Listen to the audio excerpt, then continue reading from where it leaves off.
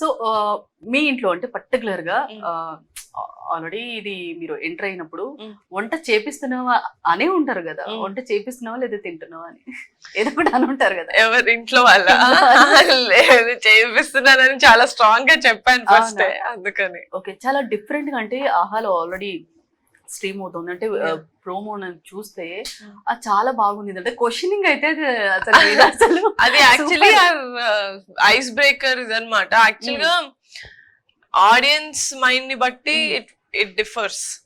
ఎందుకంటే if a small kid is watching it, వాడికి ఏమి అది డబుల్ మీనింగ్ లాగా ఏమి అనిపించదు. చిన్నపిల్లడు అక్కడెక్కడో అనిపించింది. చిన్నపిల్లడు చూస్తే అంటున్నా, వాడికి ఉన్న నాలెడ్జ్ కి చిన్నపిల్లడు చూస్తే మీరు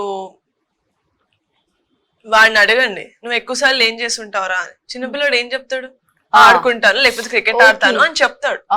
Unless and until you have a dirty mind, you won't think it as dirty. So it's for the audience to decide if it's a good question or a bad. ఎందుకంటే మేము ఇచ్చిన ఆన్సర్స్ ఆర్ ఆల్ మాకు suit అయ్యే answers ఇచ్చినాం. Okay, ఆ దొంగను కూడా పెట్టినట్టున్నారు కదా. అమ్మో చాలా పెద్ద, అసలు అది ఫన్ అంటే పోయిటరీ కూడా చాలా బాగుంది. ఎలా పోయిటరీని ముందే చెప్పారండి రైటర్, నాకు అంత టాలెంట్ లేదు, పోయిటరీ రాసే అంత టాలెంట్ లేదు. టాలెంట్ లేకుండానే ఇన్ని చేస్తుంది. మరి కవిత్వాలు రాసే అంత చిన్న చిన్న పోయిటరీలు, పంచులు ఇలాంటివన్నీ బేసిక్ గా వచ్చేస్తాయి కదా. ఓకే, కవిత్వాలు బాబాయ్ అది హరి రాస్తాడు.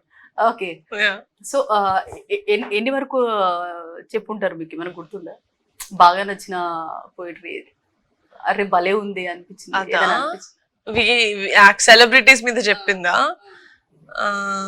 అసలు గుర్తులేదండి. సో లంచ్ టైం కదా, ఆకలివుతూ ఉంటుంది. రీసెంట్ గా చేసింది అయితే 8 తర్వాత వస్తుంది 9. అడవిశేష్ సింగిల్ కాబట్టి అమ్మాయిలు వేసుకోవచ్చు లైన్. అడవి మధ్యలో అదే లాస్ట్ ఎపిసోడ్ షూట్ చేసాం కాబట్టి. పాపం ఆయన బాగా గుర్తుపెట్టుకొని చెప్తారు. బాగా గుర్తు.